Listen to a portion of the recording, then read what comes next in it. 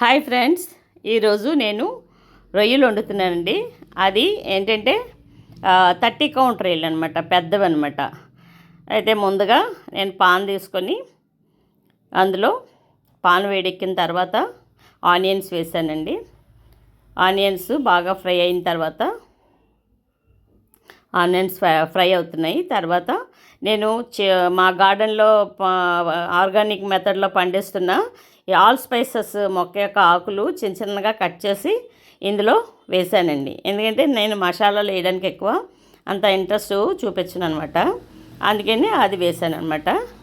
అది కొంచెం ఫ్లేవర్ వస్తుంది కదా, అది ఆకు నలిపి చూస్తే చాలా మంచి ఫ్లేవర్ వస్తుందండి.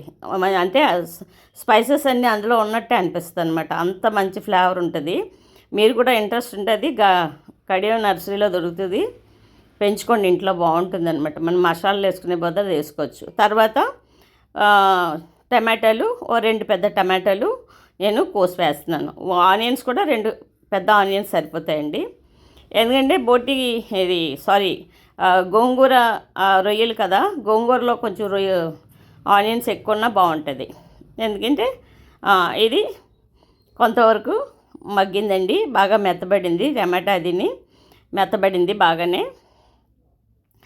అయితే చూడండి ఎంత చక్కగా ఉందో. తర్వాత కొంచెం అల్లం వెల్లుల్లి పేస్ట్ వేసాండి, ఎక్కువ కాదు. ఇంకా వేరే మసాలాలు ఏమి వేయలేదు, ఎందుకంటే గోంగూర యాడ్ చేస్తున్నాం కదా. మామూలు ఉట్టు రొయ్యలు అయితే మామూలుగా వండుకోవచ్చు. ఇప్పుడు రొయ్యలు యాడ్ చేశానండి.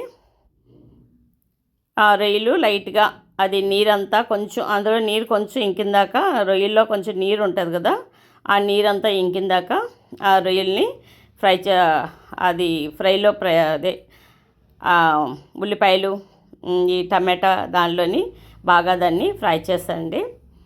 తర్వాత చూడండి ఎంత బాగున్నాయి రొయ్యలు, చాలా పెద్దవి. అందులో జీడిపప్పు కూడా నీళ్ళల్లో నానబెట్టి వేసానండి. అంటే ఫ్రై చేసింది అయితే మామూలు ఉప్మాలో అట్లా వేసుకుంటాము. ఇలా కర్రీస్లో వేసుకునేటప్పుడు నానబెట్టి వేసుకుంటే బాగుంటుంది. జీడిపప్పు అంటే మా అబ్బాయికి చాలా ఇష్టం, అందుకని జీడిపప్పు కూడా కొంచెం అందులో యాడ్ చేశాను.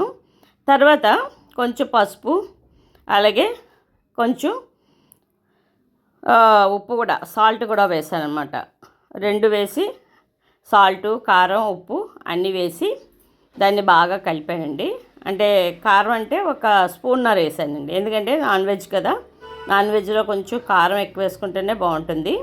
1 స్పూన్నర కారం వేసాను. అలాగే కొంచెం 1 స్పూన్ పసుపు, చిన్న హాఫ్ స్పూన్ పసుపు వేసాను. అది వేసి బాగా అందులో నీరు కొంచెం ఇంకిన తర్వాత గోంగూర పేస్ట్, మేము బోటి గోంగూర వండడానికి ఎక్కువ, ఇది కూడా మా గార్డెన్లోదే, టెర్రస్ గార్డెన్లోదే, కొంచెం ఎక్కువైపోయింది అన్నమాట.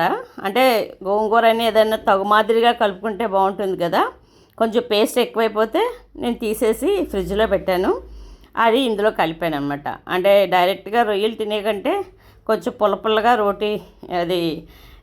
గోంగూర కలుపుకుంటే మనకు బాగుంటుంది కదా, అందుకని చెప్పి గోంగూర వేసి కలుపుతున్నానండి. అది బాగా కలిపిన తర్వాత మనం ఏం చేసుకోవాలంటే కొంచెం మగ్గాలండి అది, ఎందుకంటే అందులో బాగా మిక్స్ అవ్వాలి. ఉల్లిపాయల పేస్ట్ వాటన్నిటిలో మిక్స్ అవ్వాలి. మిక్స్ అయిన తర్వాత కొంచెం దీనికి లైట్గా వాటర్ యాడ్ చేసుకుంటున్నామండి. కొంచెం బాగా మగ్గిన తర్వాత, ఎక్కువ అక్కర్లేదు, ఎందుకంటే ఆల్రెడీ అందులో టమాటాలు, ఉల్లిపాయల్లోనే ఇంచుమించు రొయ్యలు అవి మగ్గిపోతాయి. రొయ్యల్లో కూడా కొంచెం వాటర్ వస్తుంది కదా, దానిలోనే మగ్గిపోతుంది మ్యాక్సిమం. అందుకే కొంచెం వాటర్, 1 హాఫ్ గ్లాస్ వాటర్ వేసానండి. మేము నీళ్ళు తాగే గ్లాస్లో 1 హాఫ్ గ్లాస్ వేసాను.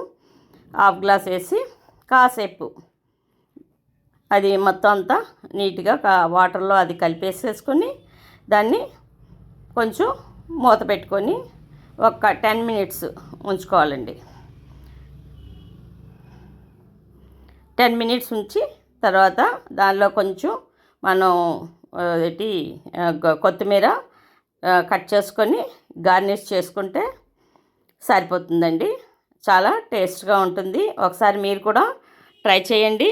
అలాగే మీ అమూల్యమైన రివ్యూస్, అలాగే కామెంట్స్ మాకు షేర్ చేయండి. ఇదిగో నేను తింటున్నానండి, బాగుంది.